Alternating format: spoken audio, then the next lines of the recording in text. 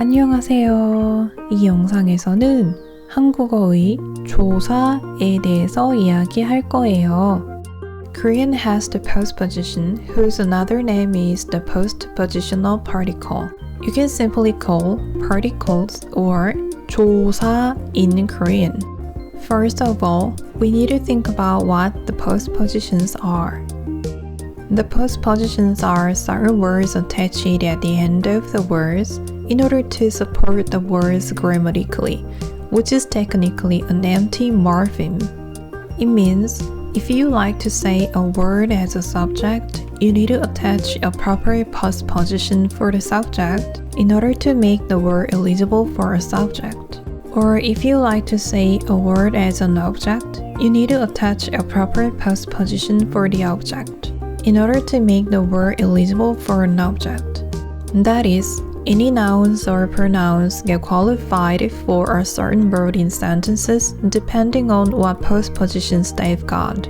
While in English, we can distinguish the role of the certain words by their positions or orders. And one more thing, postpositions cannot stand by itself, but must be placed at the back of the words that they're supposed to support. For example, 이, 가 are the typical postpositions for the subjects. 이 comes after words with a final consonant like 한국, 책, 창문, 선생님, etc. so as to be 한국이, 책이, 창문이, 선생님이, etc.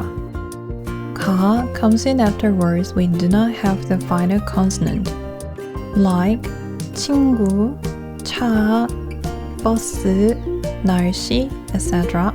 so as to make 친구가, 차가, 버스가, 날씨가, etc. And we can practically attach 은, 는 after a subject as well. 은 comes after words with the final consonant like 한국은, 책은, 창문은, 선생님은. 는 comes in after words which do not have the final consonant like 친구는, 차는, 버스는, 날씨는. 이, 가 focuses on who is doing. 은, 는 focuses on doing what. 을, 를 are the typical postpositions for the direct objects. 을 comes in after words with the final consonant like 한국을, 책을, 창문을, 선생님을. 를 comes in after words we do not have a final consonant like 친구를, 차를, 버스를, 날씨를. And we can practically attach 이, 가 after a direct object, which means if you attach one of 은, 는, 이, 가 after any nouns or pronouns, they will get qualified for a subject. And if you attach one of 을, 이, 가 after any nouns or pronouns, they will get qualified for an object. 나는 나를 사랑한다. I love myself. 나는 나를 사랑한다. 나 is a first person singular pronoun used for referring to I. If you attach 는, which is a postposition for a subject, you can get 나는, and this guy could be eligible for the subject. Meanwhile, if you attach 를, which is a postposition for an object, you can get 나를, and this guy gets to be qualified for an object. 나는 나를 사랑한다. I love myself. 나는 나를 사랑한다. 나 gets to be a subject or object depending on the postpositions. 나는 한국어를 공부한다. I study Korean. 나는 한국어를 공부한다. We made 나 a subject by attaching 는 a postposition for a subject, if we made 한국어 an object by attaching 를, a postposition for an object. So what if I change the order of the words? 나는 한국어를 공부한다. I study Korean. 한국어를 나는 공부한다. I study Korean. Nothing happens to Korean since 나는 is still a subject wherever it's located in the sentence thanks to the postposition 는. It works for 한국어를 as well. So we can say that the order does not matter in Korean as much as English. Instead, we need to mind the postpositions for the roles. What if I interchange the postpositions? 나는 한국어를 공부한다. I study Korean. 나를 한국어는 공부한다. Korean studies me. 나 became an objective due to 를, a postposition for an object. 한국어 became a subject due to 는, a postposition for a subject, even though 나를 comes in the first place.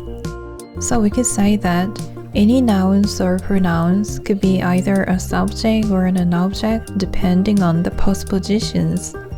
Technically, we can define 6 different roles including a subject, an object, a complement, and adverb with postpositions. We can make connectives or conjunctions as well. Here's the thing. Please mind that we have to space words at the end of the postpositions, even though we have several cases for spacing words other than this. We can see word spacing at the end of the postpositions. 나는 커피를 마신다. I drink coffee. 나는 커피를 마신다. We can find word spacing at the end of the postpositions as well. 영희는 철수와 학교에 간다. 영희 is going to school with 철수. 영희는 철수와 학교에 간다.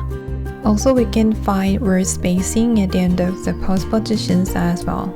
Then, what if I skip the postpositions? Do you remember Korean written language, spoken language, and the formal and informal of Korean? We cannot skip the postpositions in written languages.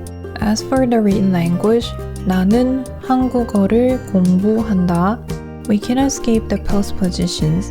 So, 나 한국어 공부한다 does not make sense. Instead, you can skip the postpositions in spoken languages like 합쇼체, 해요체, and 해체. As for the formal style of spoken language like 합쇼체, we can ignore the postpositions, but it does not happen a lot. Since the longer the sentences are, the more formal or polite they look. So you can skip the postpositions in formal sentences like 합쇼체, but you better not if you're supposed to be formal. So we can say that 저는 한국어를 공부합니다. in 합쇼체. 저 한국어 공부합니다 is reasonable. Or 저는 한국어 공부합니다. Or 저 한국어를 공부합니다 is okay, but not recommended. As for 해요체, you can skip the postpositions and it happens a lot. Rather, the appropriate ignorance makes the sentence sound natural. 저는 한국어를 공부해요. 저 한국어 공부해요 sounds natural. 저는 한국어 공부해요 is used quite often. 저 한국어를 공부해요 makes sense but sounds a little bit awkward. As for 해체 of informal, you can skip the postpositions and it happens all the time. In reality, postpositions could make the sentences sound formal, which is not the best for 해체. 나는 한국어를 공부해. 나 한국어 공부해 sounds more natural. 나는 한국어 공부해 or 나 한국어를 공부해 is okay.